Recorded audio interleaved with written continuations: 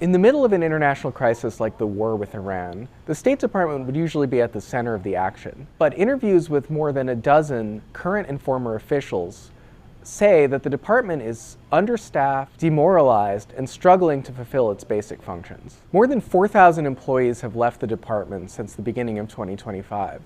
And interviews with officials say that these losses are having a profound impact on the department's ability to deliver services to American citizens and to advise policymakers in the midst of what is a growing war in the Middle East. For example, the State Department's Bureau of Near Eastern Affairs would typically be responsible for American diplomacy in the wider Middle East.